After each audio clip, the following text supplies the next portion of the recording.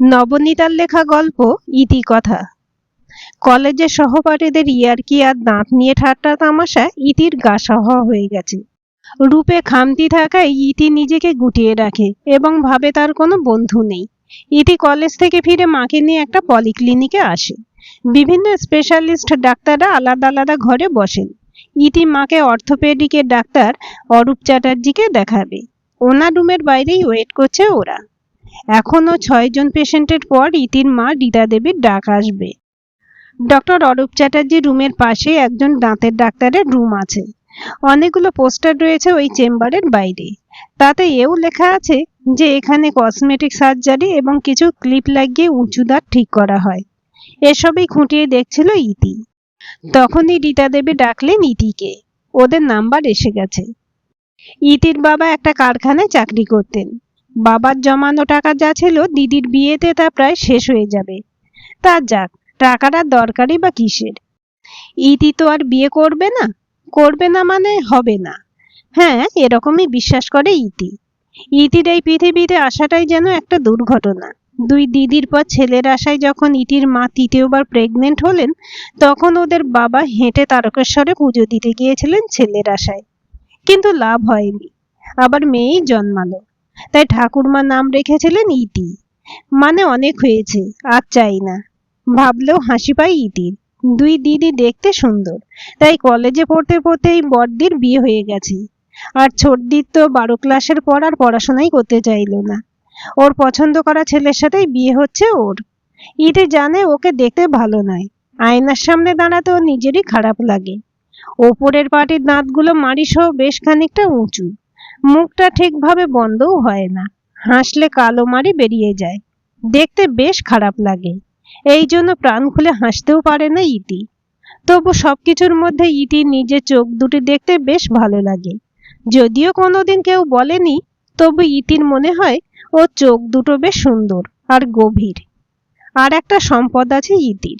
দুগালে দুটো গভীর টোল পড়ে, যেটা ওর খুব প্রিয়। বিয়ের কথা ভাবে না ইতি। আর বিয়ে করলে মাকে দেখবে কে? এখন ওর জীবনের উদ্দেশ্য গ্রাজুয়েশনটা কমপ্লিট করে একটা চাকরি করা, আর তারপর মাকে একটু ভালো রাখা। এসব হাবিজাবি ভাবতে ভাবতে চোখের পাতা বুজে এলো ওর। সঠিক সময়ে ইতির দিদি সুমনার বিয়ে হয়ে গেল। বেশ ধুমধাম করেই হলো বিয়েটা। ইতি ওর মাকে বলেছিল, তুমি যতটা পারো মনের মতো করে দিদির বিয়ে দাও, আমার জন্য ভেবো না। ইতির মা বলেছিল, সে তো করতেই হবে। আমার হাতেও যে খুব বেশি কিছু নেই। আর সুমনাটা এমন পাগল হয়েছে বিয়ের জন্য। তাও ভালো যে বড় জামাইবাবু খানিকটা সাহায্য করেছে সুমনার বিয়েতে। বড়দির বর রতনদা, ইতির বড় জামাইবাবু, প্রকৃতই ভালো মানুষ। একটা প্রাইভেট কোম্পানিতে চাকরি করেন রতনদা। তিনি সুমনার বিয়ের খাওয়া খরচটা বহন করেছেন। এই যা রক্ষে। বিয়ের মধ্যে সুমনার মা রীতা দেবীকে অনেক আত্মীয় স্বজনের কাছেই শুনতে হলো, এবার তো ছোট মেয়ের বিয়ে দিতে হবে। হ্যাঁ হ্যাঁ, এবার ইতির জন্য ছেলে দেখো। ওর বিয়ে দিতে পারলে তোমার কাজ শেষ। আবার কেউ কেউ বলল, কিন্তু যাই বলো রীতা, ইতির জন্য ছেলে পাওয়া মুশকিল আছে। সাথে সাথে ইতির মার মুখটা কালো হয়ে গেল। বাবার দুঃসম্পর্কের মাসি বললেন, যাই হোক, তোমার বড় আর মেজ মেয়ে অন্তত বাবার রূপটা পেয়েছিল। তাই ঠিক সময়ে পার হয়ে গেল। দেখো, এখন ছোট মেয়ের জন্য ছেলে পেলে ভালো। ইতি সবই শুনেছিল আড়াল থেকে। এদের কথার প্রতিবাদ করেই বা কি লাভ? এনারা আজও মেয়েদের রূপ আর বিয়ের বাজারে কি দর তাই দিয়েই মেয়েদের ভাগ্য নির্ধারণ করতে জানেন। সেদিন কিন্তু ইতি ওর মায়ের এক অন্য রূপ দেখেছিল। রীতা দেবী বলে উঠেছিলেন, এখন যুগ পাল্টেছে। শুনেছি এখনকার শিক্ষিত ছেলেদের কাছে রূপের থেকে গুণের কদর বেশি। আমার ইতি গুণী মেয়ে, ওর যা হবে ভালোই হবে। সেদিন মায়ের কথা শুনে ইতির মনটা আনন্দে ভরে গিয়েছিল। যাক, কেউ তো বিশ্বাস রাখে ইতির ওপরে। দিদির বিয়ের পর মার শরীরটা আবার খারাপ হলো। বিয়েতে খুবই ধকল গেছে মানুষটার ওপর দিয়ে। ইতি আবার একদিন মাকে নিয়ে ডাক্তারের ক্লিনিকে গেল। ইতি আজ সাহস করে একটা কাজ করলো। ডেন্টিস্টের রুমের বাইরে রিসেপশনে গিয়ে দাঁতের ক্লিপ লাগানোর খরচ জানতে চাইলো। ওরা জানালো, এসব ট্রিটমেন্টের খরচ কেস টু কেস ভ্যারি করে। মানে যেমন সমস্যা তেমন খরচা। তবু ওরা জানালো মিনিমাম 40 থেকে 50 হাজার টাকা। শুনেই সেদিন ইতি পেছন ঘুরে সোজা ফিরে গিয়েছিল মার কাছে। রীতা দেবী জিজ্ঞেস করলেন, কি রে, তোর দাঁতের কোনো অসুবিধা আছে নাকি? দেখাবি ডাক্তারকে? না না, তেমন কিছু না। ওরা বলল লবঙ্গ ফুটানো জল দিয়ে কুলোকুচি করলেই ঠিক হয়ে যাবে। আচ্ছা ঠিক আছে, এবার থেকে রোজ তোকে লবঙ্গ ফুটিয়ে জল গরম করে দেব। ইতি সভয়ে মাথা নাড়ল। গত 6 মাস ইতি ঘরবন্দি। গ্রাজুয়েশনে ভালো রেজাল্ট করেছে ও। তারপর থেকেই এই স্বেচ্ছাবন্দির সিদ্ধান্ত। এর পেছনে দুটি কারণ আছে। এক, কলেজে পড়া যেহেতু শেষ হয়েছে, তাই ইতি আর রীতা দেবীর উপর পারিপার্শ্বিক চাপ বেড়েছে। যে কেউ দেখা হলেই জিজ্ঞেস করে, কি গো রীতাদি, ছোট মেয়ের বিয়ে কবে দিচ্ছ? পড়া তো শুনলাম শেষ হয়েছে। অনেকে আবার একটু মুখ বেঁকিয়ে বলে, রীতাদি এখন থেকে ছেলে দেখা শুরু করো, তোমার ওই দাঁত উঁচু মেয়ের জন্য ছেলে পেতে সময় লাগবে। দ্বিতীয় কারণটা হলো, ইতি বিশ্বাস করে ভগবান সবাইকে সব দিক থেকে বঞ্চিত করেন না। তাই ভগবান ওকে বড় দুই দিদির মতো রূপ না দিলেও মেধা দিতে মোটেও কার্পণ্য করেননি। সেই জোরেই আজও অ্যাকাউন্টেন্সিতে অনার্স নিয়ে পাশ করেছে। রতনদাই আইডিয়াটা দিয়েছে। সম্পর্কে জামাইবাবু হলেও ইতিকে ছোট বোনের মতোই ভালোবাসে রতনদা। রতনদাই ওকে বলেছে, ভালো রেজাল্ট করেছিস, এবার আদা জল খেয়ে লেগে পড়, ফাটিয়ে পড়াশোনা কর চাকরির জন্য। একটা চাকরি পেয়ে গেলে তোকে আর দেখে কে। সাথে কম্পিটিটিভ এক্সামের কিছু বইও কিনে দিয়েছে রতনদা। সেই কথা মতো ইতি নিজেকে ঘরবন্দি করেছে, দিন রাত পড়াশোনা করছে। রীতা দেবী ঘরে বসে অর্ডারি ব্লাউজ করেন, সেই দিয়ে আপাতত সংসার চলছে। দুবেলা দুটো ভাত জুটলে ভালো, না হলে একবেলা খেয়েও চলে যাবে। কিন্তু ইতি আর কোনো দিকে তাকাবে না বলে ঠিক করেছে। সব টিউশনই ছেড়ে দিয়েছে, শুধু পড়া পড়া আর পড়া। 3 মাস পর থেকে শুরু হয়েছে চাকরির পরীক্ষা।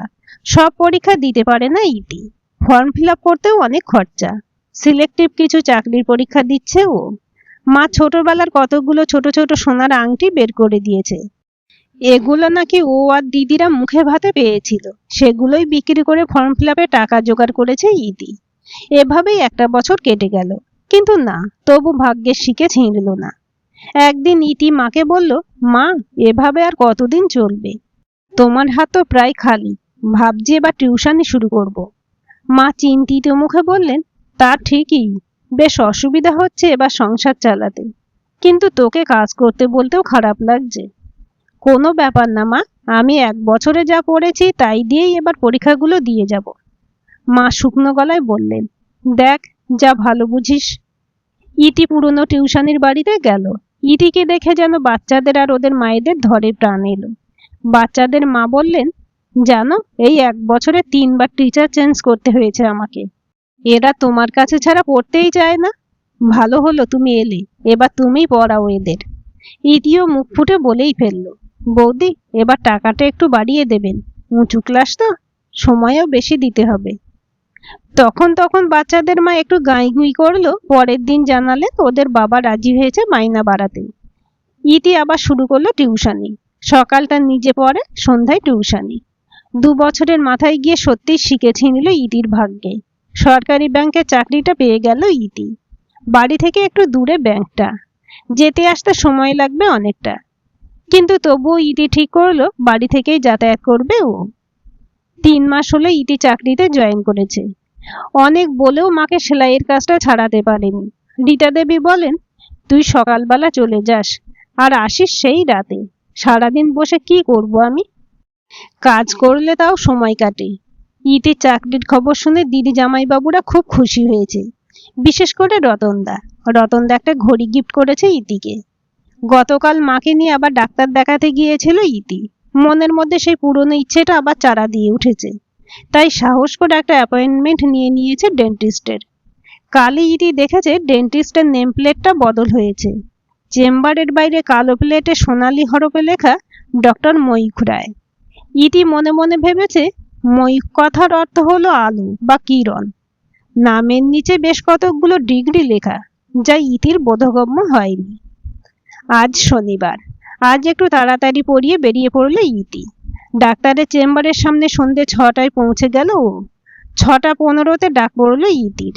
ডাক্তারের চেম্বারে ঢুকে বুকটা যেন কেঁপে উঠল ইতির। চারিদিকে বড় বড় লাইট, শোয়ানো চেয়ার, নানা রকম যন্ত্রপাতি। একবার মনে হলো জ্বালা ব্যথা কিছুই তো নেই শরীরে, শুধু শুধু সুস্থ শরীরকে ব্যস্ত করার কি দরকার।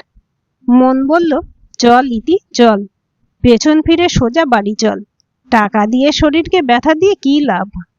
কিন্তু তখনই একটা গম্ভীর গলা বলে উঠল, আসুন প্লিজ বসুন। এবার ইতি চেয়ারের দিকে এগিয়ে গেল। টেবিলের ওপারে যিনি বসে আছেন তার মাথায় ক্যাপ, চোখের নিচ পর্যন্ত টানা মাস্ক, নীল রঙের গাউন পরে আছেন। তাহলে ইনি ডক্টর ময়ূখ রায়। নামটা বেশ সুন্দর। ডাক্তারের বয়স আন্দাজ করা যাচ্ছে না, তবে বেশ লম্বা। ক্যাপ আর মাস্কের মাঝে শুধু দেখা যাচ্ছে বড় বড় দুটো চোখ। সে চোখে যেন গভীর আশ্বাস, যেন অনেকটা ভরসা যোগায় ওই দুটো চোখ। ইতি বসলো। ডাক্তার বললেন, বলুন।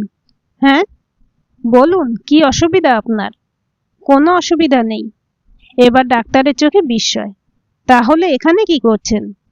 একটা কথা জানার ছিল। কি কথা? একটু যেন সংকোচ হচ্ছে ইতির। চোখ নামিয়ে জিজ্ঞেস করলো, মানে আমার ওপরের দাঁতগুলো বেশ উঁচু, এটা কি ঠিক করা যাবে? ডক্টর ময়ূখ যেন মাস্কের নিচ থেকে হাসলেন। তারপর প্রেসক্রিপশনের দিকে তাকিয়ে বললেন, আপনার যা বয়স তাতে চোয়ালের হাড় ম্যাচিওর হয়ে গেছে। এই ট্রিটমেন্ট আরো ছোট বয়সে করাতে হয়। আপনি অনেক দেরি করে ফেলেছেন। হঠাৎ যেন ইতির বুকের মধ্যে আশার আলোটা ধপ করে নিভে গেল। ইতি ম্লান গলায় বলল, আচ্ছা, তবে আর একটা উপায় আছে। কি উপায়? Cosmetic surgery. সার্জারি? হ্যাঁ, কসমেটিক সার্জারি। মানে আপনার দাঁত তুলে ফেলা, চোয়ালের হাড় কেটে নতুন করে সেট করে নকল দাঁত লাগাতে হবে। ইতি কয়েক মুহূর্ত সময় নিয়ে তারপর জিজ্ঞেস করলো, এতে কত খরচ? এই ধরুন লাখখানেক। ইতি এবার উঠে দাঁড়ালো।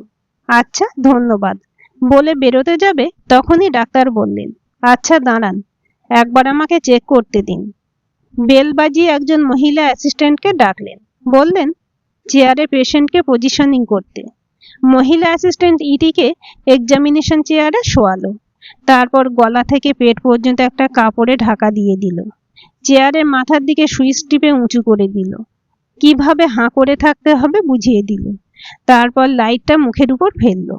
এবার ডাক্তার এলেন। বেশ কিছু যন্ত্রপাতি একের পর এক মুখে ঢুকে চেক করে চলেছেন। মাঝে মাঝে ইতির বেশ ব্যথা লাগছে। উফ, আহ করে উঠছে মাঝে মাঝে। এই চেয়ারে বসতেই ভয় লাগছিল ইতির। এবার ভয়টা আরো বাড়তে লাগলো। একটা অজানা আশঙ্কা কাজ করছে ইতির মস্তিষ্কে। না জানি আরো কত ব্যথা সহ্য করতে হবে। হঠাৎ আবার ব্যথা অনুভব হতেই ডাক্তারের হাতটা অজান্তেই ঠেলে সরিয়ে দিয়েছে ইতি।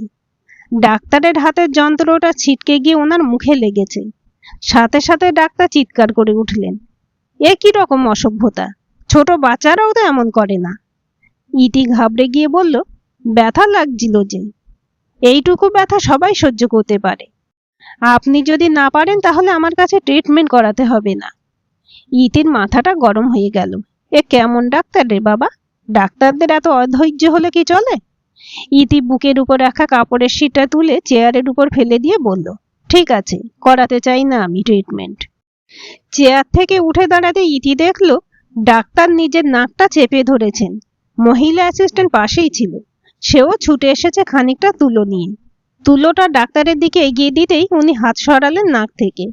তখনই ইতি দেখতে পেল ডাক্তারের নাকের উপরে বেশ খানিকটা কেটে গেছে, রক্ত বেরোচ্ছে জায়গাটা দিয়ে। ডাক্তার তুলো দিয়ে কাটা জায়গাটা চেপে ধরলেন। ইতি বুঝতে পারলো বড় একটা ব্লান্ডার করে ফেলেছে ও। যন্ত্রটা ডাক্তারের নাকে লেগে কেটে গেছে জায়গাটা। এবার ইতি অত্যন্ত লজ্জার সাথে বলল, আই এম ভেরি সরি। আসলে খুব ব্যথা লাগলো, মানে আমি বুঝতে পারিনি। আমি সত্যিই দুঃখিত। ডাক্তার চুপ করে আছেন। বোধহয় বেশ ব্যথা হচ্ছে। নাক চেপে বসে আছেন। ইতি কিংকর্তব্য বিমূঢ় হয়ে দাঁড়িয়ে আছে। ডাক্তার মহিলা অ্যাসিস্ট্যান্টকে জিজ্ঞেস করলেন, দেখুন তো রক্তটা বন্ধ হয়েছে কিনা। উনি বললেন, হ্যাঁ হয়েছে।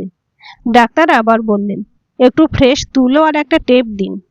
অ্যাসিস্ট্যান্ট এনে দিল তুলো আর টেপ।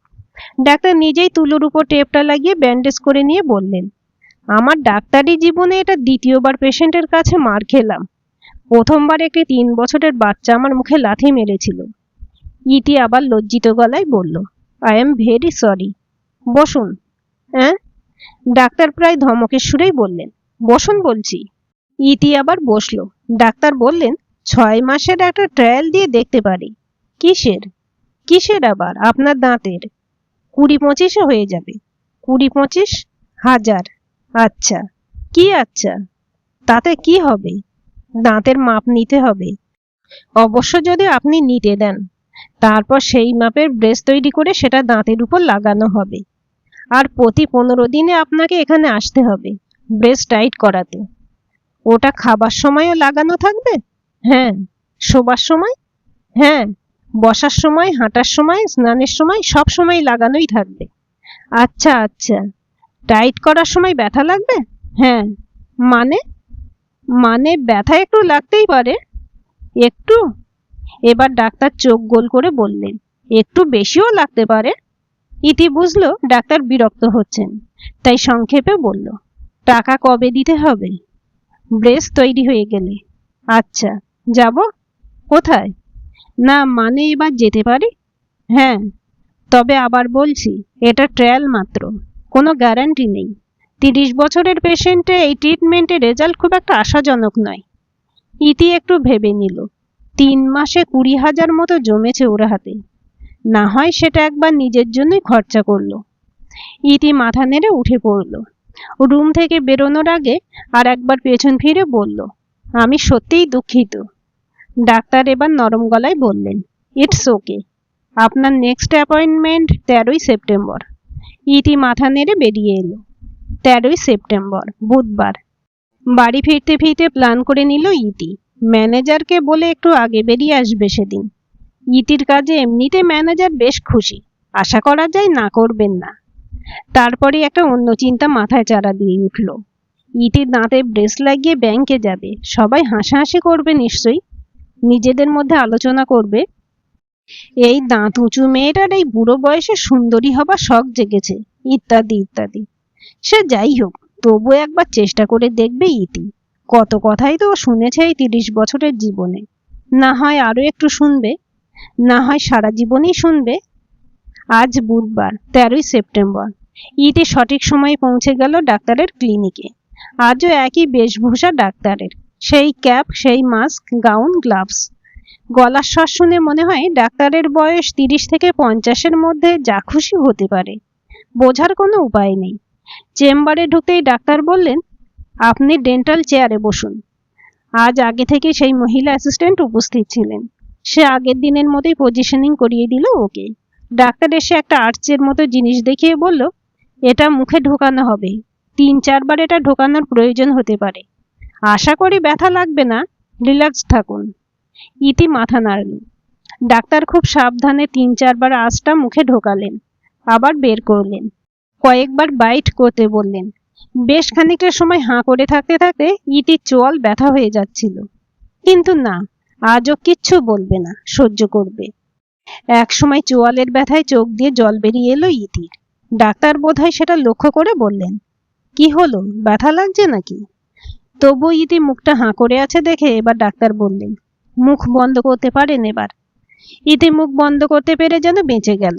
ডাক্তার আবার জিজ্ঞেস করলেন, ব্যথা লাগলো নাকি? ইতি কয়েক মুহূর্ত চুপ করে থাকলো, তারপর বিরক্তির গলায় বলল, এতক্ষণ মুখ খুলে থাকা যায়? চোয়াল ব্যথা হয় না? ওহো সরি, মুখ বন্ধ করতে বলতে ভুলে গেছি। ইতি অবাক হয়ে বলল, তাহলে শোধবোধ? ইতি হাসল। উঠে পড়ুন, বাইরে রিসেপশনে টাকাটা জমা করে রিসিভ নিয়ে নিন। ওরাই নেক্সট ডেট জানিয়ে দেবে। রিসেপশন থেকে নেক্সট ডেট দিল 1 অক্টোবর, বৃহস্পতিবার। আজ 1 অক্টোবর, বৃহস্পতিবার। না, আজ আর তাড়াতাড়ি বেরোতে পারলো না ইতি। হাতের কাজ শেষ করে ব্যাংক থেকে বেরোতে সময় লাগলো। যতক্ষণে ও ক্লিনিকের সামনে এসে পৌঁছলো ততক্ষণে খালি হয়ে গেছে আউটডোর কমপ্লেক্স। ডাক্তারের ক্লিনিকের বাইরে ইতি কাউকে দেখতে পেল না। ইতি মনে মনে ভাবলো, আজ নিশ্চয়ই ডাক্তার চলে গেছেন। তবু একবার দরজা খুলে ভেতরে ঢুকতে ইতি দেখলো একটি ছোট্ট বাচ্চাকে নিয়ে সম্ভবত ওর মা ডেন্টাল চেয়ারে বসে আছেন। আর ডাক্তার বাচ্চার দাঁতের কিছু ট্রিটমেন্ট করার চেষ্টা করছেন। কিন্তু বাচ্চাটা খুবই চঞ্চল, অথবা খুব ভয় পেয়ে গেছে। বাচ্চাটি জোরে জোরে চিৎকার করছে আর হাত পা ছুটছে। বাচ্চার মা কিছুতেই ধরে রাখতে পারছে না ওকে। ইতি ঢুকতেই বিরক্তির চোখে দরজার দিকে তাকালেন ডাক্তার। ইতিকে দেখে নিয়ে আবার নিজের কাজে মন দিলেন। ইতি ঠিক বুঝে উঠতে পারছিল না কি করা উচিত ওর। বাইরে বেরিয়ে যাবে, কিন্তু ডাক্তার তো তা বললেন না। ইতি বুঝলো আসলে ডাক্তার আর বাচ্চার মা দুজনেই বাচ্চাকে নিয়ে নাজেহাল। ডাক্তার মাকে বললেন, ভালো করে ওর হাত পাগুলো চেপে ধরুন।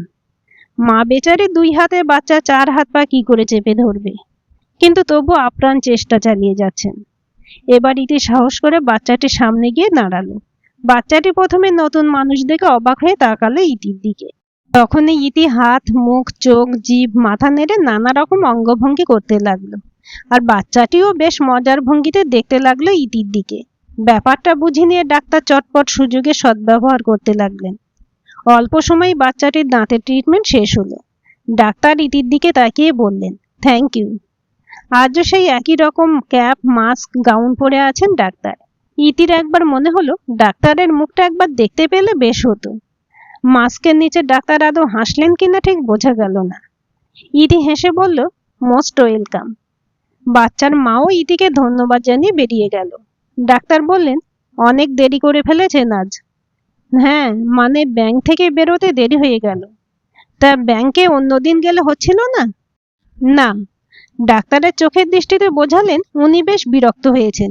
ইতি বলল, মানে ছুটি নেই, নতুন চাকরি তো? আপনি ব্যাংকে চাকরি করেন? হ্যাঁ। কোন ব্যাংক? SBI। দরকার পড়লে সাহায্য পাওয়া যাবে? সাধ্যের মধ্যে হলে অবশ্যই। ইতির দিকে তাকালেন ডাক্তার, বললেন, স্মার্ট লেডি। ওকে, আপনার ব্রেস তৈরি হয়ে গেছে। ডেন্টাল চেয়ারে বসে ব্রেসটা লাগিয়ে দিলেন ডাক্তার, আর বললেন, এখন থেকে প্রতি 15 দিনে একবার করে আসতে হবে এটাকে টাইট করাতে। ইতি আর একবার সভয়ে জিজ্ঞেস করল, ব্যথা লাগবে তাই না?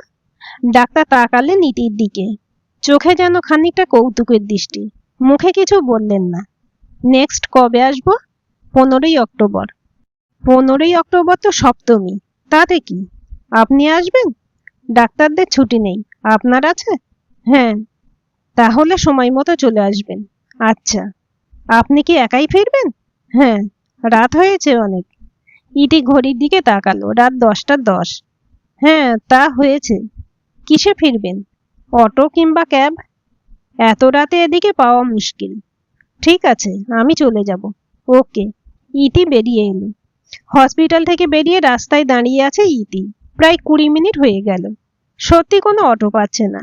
ওলা কিংবা উবেরও বুকিং নিচ্ছে না। নিউ টাউনের এই দিকটা রাতের দিকে বেশ নির্জন হয়ে যায়। ইতি চেষ্টা করে যাচ্ছে ফোন থেকে বুকিং করার। তখনই একটা লাল রঙের গাড়ি ওর পাশে এসে স্পিড কমালো। ভেতরে বছর 40-এর একজন লোক। গাড়িটা ইতির সামনে এসে দাঁড়িয়ে গেল। এবার ইতির একটু ভয় লাগছে। আশেপাশে কেউ নেই। ইতি চিৎকার করলেও কেউ শুনতে পাবে না। লোকটা বলল, লিফট চাই? না। আসুন, ছেড়ে দিচ্ছি, যেখানে যাবেন। ইতি ভয়টাকে গিলে নিয়ে দৃঢ় কণ্ঠে বলল, চিনি না জানি না, আমি হঠাৎ আপনার গাড়িতে কেন উঠতে যাব? তা ঠিক, কিন্তু ক্যাব পাবেন না এখানে।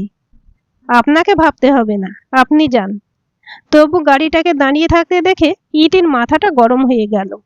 কড়া গলায় বলে উঠল, এত বড় গাড়িতে বসে রাস্তায় দাঁড়িয়ে মেয়েদের পিছনে লাগতে লজ্জা করে না আপনার? লোকটির চোখে এবার বিস্ময় ফুটে উঠল। শান্ত গলায় এবার বলল, ইতি। ইতি এবার আরো ঘাবড়ে গেল। একেবারে নামধাম জেনে মাঠে নেমেছে। ইতির মুখে যতটা বিস্ময় ফুটে উঠেছে, লোকটার ঠোঁটের কোণে হাসিটা ততটাই প্রসারিত হচ্ছে। ইতি জিজ্ঞেস করেই ফেলল, নামও জানেন দেখছি। আর কি কি জানেন? কেউ পাঠিয়েছে নাকি? 30 পেরোনো দাঁত উঁচু মেয়ে, বিয়ে হচ্ছে না বলে? এবার আরো চওড়া হাসি হেসে লোকটি বলল, ইতি, আপনি সত্যিই আমায় চিনতে পারছেন না? ইতি এবার চোখ কুঁচকে দেখল। হ্যাঁ, লোকটার চোখ দুটো তো চেনা চেনা লাগছে। গলাটাও শোনা মনে হচ্ছে। এতক্ষণ রাগ আর ভয়ে খেয়াল করেনি ইতি। আপনি? মানে আপনি? আমি ডক্টর ময়ূক রায়। ওহো, আই এম রিয়েলি সরি। আমি ভাবতেই পারিনি আপনি আমাকে চিনতেই পারবেন না। এবার ইতি বেশ বিরক্তির গলায় বলল, কি করে চিনব? সবসময় মাথা থেকে পা পর্যন্ত ঢাকা।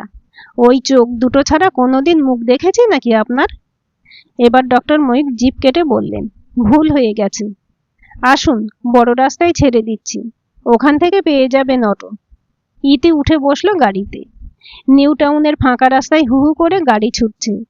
ইতির এলোমেলো চুলগুলো অবাধ্যের মতো বারবার ঢেকে দিচ্ছে ওর মুখটা। ডক্টর ময়ূক সেটা লক্ষ্য করে কাঁচটা তুলে দিলেন বোতাম টিপে। তারপর বললেন, আপনি দেখছি বিয়ে নিয়ে বেশ চিন্তায় আছেন। ইতি লাজুক মুখে বলল, না না, তেমন কিছু নয়। এরপর থেকে কিন্তু প্রতি 15 দিন অন্তর আসতে হবে। ইতি বাধ্য মেয়ের মতো মাথা নেড়ে সম্মতি জানালো। আর সময় মতো আসতে হবে কিন্তু, আপনার জন্য এতক্ষণ বসে থাকতে পারবো না। আমারও তো ঘর সংসার আছে নাকি। ইতি মনে মনে যেন একটু ধাক্কা খেলো, মুখে বলল, না না, আর দেরি হবে না, দরকার হলে ছুটি নিয়ে আসবো। গুড। আর আমার নাক মুখ ফাটানো চলবে না কিন্তু। এবার কিন্তু আপনি আমাকে লজ্জায় ফেলে দিচ্ছেন। দাঁড়ান, নেমে যাই। ডক্টর ময়ূক হেসে বললেন, রাগ করলেন নাকি? না, লজ্জা পেলাম। পাবেন না। ডাক্তার পেশেন্ট রিলেশনের লজ্জা ভয় এগুলো থাকতে নেই। মেন রোড এসে গিয়েছিল। ডাক্তার গাড়ি থামালেন। ইতি নেমে জানলা দিয়ে মুখ বাড়িয়ে থ্যাংক ইউ বলল। ডাক্তার হেসে বললেন, ইউ মোস্ট ওয়েলকাম। মাঝে 6টা মাস কেটে গেছে। প্রতি 15 দিনে সঠিক সময় ইতি ক্লিনিকে এসেছে। ডাক্তার চেক করেছেন, তারপর একটা যন্ত্র দিয়ে চেপে টাইট করে দিয়েছেন দাঁতে লাগানো ব্রেসটাকে। ব্যথা লাগলেও সহ্য করে নিয়েছে ইতি। ইতি অস্বীকার করতে পারবে না যে প্রথম দিকে ডাক্তারের প্রতি একটা ভালো লাগা তৈরি হতে শুরু করেছিল ওর। ওই একটু বকা দিয়ে কথা বলা, প্রয়োজনে সরি বলা, কখনো কখনো বকুনি চাউনি, বেশ ভালো লেগেছিল ইতির।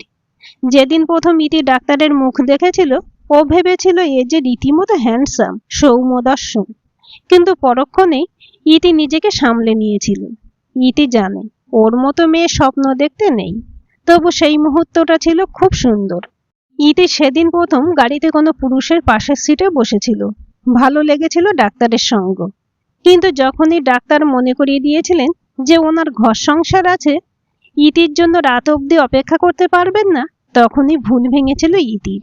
গুটিয়ে নিয়েছিল নিজেকে, মনকে বুঝিয়েছিল এটা শুধুমাত্র ডাক্তারের প্রতি পেশেন্টের আনুগত্য এবং শ্রদ্ধা থেকে তৈরি হওয়া ভালো লাগা। তবু আজ 6 মাসে 12 দিন দেখা হয়েছে ওনার সাথে। সেই দিনের পর থেকে প্রসিডিওর হয়ে যাওয়ার পর ডাক্তার নিজের মাস্কটা টেনে গলার কাছে নামিয়ে কথা বলেছেন ইতির সাথে। ওই টুকটাক কথা, খুব একটা প্রোগ্রেস তো দেখতে পাচ্ছি না। হাইজিনটা ঠিক করে মেনটেন করবেন। আজ এত তাড়াতাড়ি? ব্যাংক ছুটি ছিল নাকি? একদিন বলেছিলেন ইনভেস্টমেন্টের ব্যাপারে কিছু জ্ঞান দিন দেখি। রোজ রোজ শুধু আমি জ্ঞান দিই আপনাকে। একটা কাগজ আর পেন টেনে নিয়ে ইতি বুঝিয়েছিল যতটা ওর জানা ছিল। ডাক্তার কাগজটা নিয়ে ভাঁজ করে নিজের বুক পকেটে চালান করেছিলেন। হেসে বলেছিলেন, কাজে লাগবে। একদিন কথায় কথায় জিজ্ঞেস করেছিলেন, বাড়ি কোথায় আর কে আছে বাড়িতে, এই রকম টুকটাক কথা। আজ ইতির ট্রিটমেন্টের শেষ দিন। আর আসা হবে না হয়তো এখানে। এখানে আসাটা কেমন যেন একটা অভ্যাসে দাঁড়িয়ে গিয়েছিল এই কয়েক মাসে। 12-13 দিন হয়ে গেলে ইতি ভাবতে শুরু করত, এই সপ্তাহে কোন জামাটা পরে যাব, কোন কানের দুলটা পরবো সাথে, ইত্যাদি ইত্যাদি। না, ট্রিটমেন্টে খুব বেশি পার্থক্য ইতি চোখে ধরা পড়েনি। ডাক্তার অবশ্য মাঝে মাঝে বলেছেন সামান্য হলেও কাজ হচ্ছে। ওপরের চোয়াল খানিকটা বসেছে। কি জানি, এই ব্রেসটা আজ খুলে দিলে হয়তো ধরা পড়বে ইতির চোখেও। নাম ডাকতে ইতি ধীর পায়ে গিয়ে ঢুকলো ডাক্তারের চেম্বারে। ডাক্তার ওনার টেবিলের উল্টো দিকে চেয়ারে বসতে বললেন ইতিকে। ইতি বসলো। তাহলে ইতি ম্যাডাম, আজ তো ট্রিটমেন্টের শেষ দিন। ইতি মাথা নাড়ল।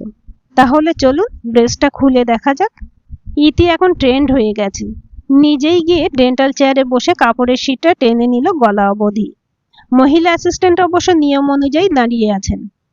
ডাক্তার এসে বেশ কিছুটা সময় নিয়ে কিছু যন্ত্র ইউজ করে ধীরে ধীরে খুলে দিলেন ব্রেসটা। আজ একটুও ব্যথা লাগেনি ইতির, শুধু বুকের বাঁ দিকটা কেমন যেন একটু চিনচিন করছিল। প্রসিডিওর শেষ হলে ডাক্তার আবার ওকে বসতে বললেন ওনার টেবিলের উল্টো দিকে। ইতি বসলো। ডাক্তার মহিলা অ্যাসিস্ট্যান্টকে বললেন, 2 কাপ চা বলে আসুন প্লিজ ক্যাফেটেরিয়াতে। মহিলা অ্যাসিস্ট্যান্ট চলে গেলেন। ডাক্তার বললেন, ইতি, আই এম সরি। ইতি বিস্ময়ে মুখ তুলে তাকালো। না, মানে ট্রিটমেন্টে তেমন কোনো কাজ হয়নি। ইতি বলল, জানি। আমাদের কাছে আর একটা শেষ রাস্তা আছে, কসমেটিক সার্জারি করাতে পারেন। তাতে ডেফিনেটলি কাজ হবে। আমার কাছে অত টাকা নেই। এবার ডাক্তার মাথা নিচু করে বললেন, ইতি বলল, কোনো ব্যাপার না, একটা চেষ্টা করে দেখতে চেয়েছিলাম, দেখা হয়ে গেল, ব্যাস। একটা কথা জিজ্ঞেস করব ইতি, বলুন, তুমি কেন চাও এই ট্রিটমেন্টটা করাতে? এবার ইতি অবাক হলো। এর উত্তর কি ডাক্তারের জানা নেই? তবু বলল, সবাই যে জন্য করায়। আমি তো জানি না সবাই কি জন্য করায়। হঠাৎ যেন ইতির মনের গভীরে জমে থাকা দুঃখগুলো হুড়মুড় করে বেরিয়ে এলো। ইতি বলতে লাগলো, জানেন, আমার দুই দিদি খুব সুন্দরী, আর আমি এরকম দেখতে, তাই সবাই বলে ওদের ভালো বিয়ে হয়েছে, কিন্তু আমার বিয়ে হবে না।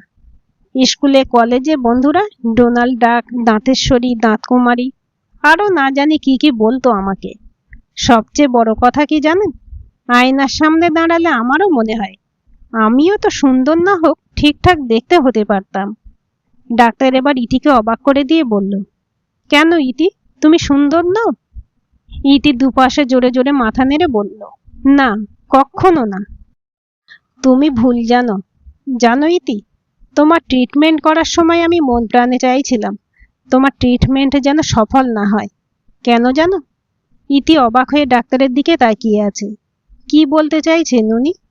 ডাক্তার আবার বললেন, জানো ইতি, তোমার ওপরের চোয়ালটা যদি নিচু হয়ে যায় তবে তোমার মুখের গঠন বদলে যাবে। তখন তোমার গালের টোলটা হয়তো আর পড়বে না যখন তুমি হাসবে। ইতি বলল, কিন্তু ওটা যে আমার খুব প্রিয়, ওটা আমার চাই। তাই জন্যই তো আমি এও চাই না যে তুমি অপারেশনটা করাও। ইতি, তুমি সুন্দর, তুমি সর্বাঙ্গ সুন্দর, কারণ তোমার ভেতরটা সুন্দর, আর সেই সৌন্দর্য অনেক গুণ বাড়িয়ে দিয়েছে তোমার ওই দুটি টোল। ইতি, টাকা থাকলে সৌন্দর্য কেনা যায়, উঁচু দাঁত নিচু করা যায়, টোল তৈরি করা যায়, নাক উঁচু করা যায়, কিন্তু টাকা দিয়ে কি মনের সৌন্দর্য বাড়ানো যায়? ইতি মাথা নাড়ল। ইতি, আমি তোমার ওই টোলটাকে বড্ড ভালোবেসে ফেলেছি, ওটাকে আমি নষ্ট করতে পারবো না। যদিও ইতির চোখে জল, তবু এবার প্রমাদ গুনল ও। ডাক্তার এসব কি বলছেন? ওনার না ঘর সংসার আছে? একজন বিবাহিত মানুষের মুখে এসব কথা মোটেই শোভা পায় না। ইতি বলল, আচ্ছা, আমি আজ উঠি। চা বলেছি যে, চা খেয়ে যাও। আর নিশ্চয়ই আসবে না আমার সাথে চা খেতে? ইতি লক্ষ্য করল ডাক্তার আজ শেষ দিনে আপনি থেকে তুমিতে নেমে এসেছেন। ডাক্তার বললেন, তুমি বিয়ের জন্য চিন্তা করো না, ভালো ছেলে পেয়ে যাবে। ইতি আবার হাসল। ওর ভালো লাগছে না এসব কথা। ডাক্তার এবার হেসে বললেন, আমাকে পছন্দ হলে বলো, আমি বিয়ে করে নিই তোমাকে। এবার ইতি উঠে দাঁড়িয়েছে, কান দিয়ে যেন আগুন বেরোচ্ছে ওর। বেশ কড়া গলায় ইতি বলল, ডক্টর ময়ূখ, আমি আপনাকে শ্রদ্ধা করি, কিন্তু একজন বিবাহিত মানুষের মুখে এসব কথা মানায় না। ডাক্তার ততোধিক অবাক হয়ে বললেন, বিবাহিত? কে? আমি? কবে হলো? কি? বিয়ে? আমি কি করে জানবো? আমিও তো জানি না। মানে? আমার আবার বিয়ে কবে হলো? মানে, সেদিন যে আপনি বলেছিলেন আপনার ঘর সংসার আছে। এবার ডাক্তার হো হো করে হেসে উঠলেন। আচ্ছা, ওই জন্যই তুমি আমার সাথে এত ফর্মালিটি করো সেদিনের পর থেকে। তাই তো ভাবি, যে মেয়ে মেরে আমার নাক ফাটিয়ে দেওয়ার ক্ষমতা রাখে সে হঠাৎ হ্যাঁ নাতে নেমে এলো কেন? আরে, ঘর তো আমার একটা অবশ্যই আছে, আর সংসার বলতে আমার মা আর আমার দুটো পোষা কুকুর, প্যান আর আধার। ইতি অবাক হয়ে জিজ্ঞেস করলো, প্যান আর আধার? আমার কুকুরের নাম। ইতি আবার জিজ্ঞেস করলো, এমন অদ্ভুত নামের কারণ? একদিন কাজ করতে করতে প্যান আর আধার কার্ডটা টেবিলে রেখে উঠে গিয়েছিলাম। এসে দেখি একজন আমার প্যান কার্ড আর একজন আমার আধার কার্ডটি মুখে নিয়ে মনের আনন্দে চিবোচ্ছে। সেই থেকে ওদের ওই নাম। ইতি হো হো করে হেসে উঠল। ভুলে গেল ওর উঁচু দাঁতগুলো সব বেরিয়ে গেছে, ভুলে গেল ওর মাড়ি দেখা যাচ্ছে, ভুলে গেল কেউ ওর গালের টোলটার দিকে তাকিয়ে আছে অপলক দৃষ্টিতে। ইতির হাসি থামলে ডাক্তার ময়ূখ বললেন, আমার মা কোলন ক্যান্সারের পেশেন্ট, 5 বছর ধরে ভুগছেন, সেই জন্যই বিয়ে করে ওঠা হয়নি। শুধু শুধু একটা মেয়েকে স্বপ্ন দেখিয়ে এই অসুস্থ জীবনে টেনে আনা। কিন্তু সত্যি বলছি, তোমাকে আর তোমার ওই টোলটা দেখে বড্ড লোভ হলো। কিসের? বিয়ের। যা তা। যা তার কি আছে, আমিও মানুষ, আমারও লোভ হতেই পারে।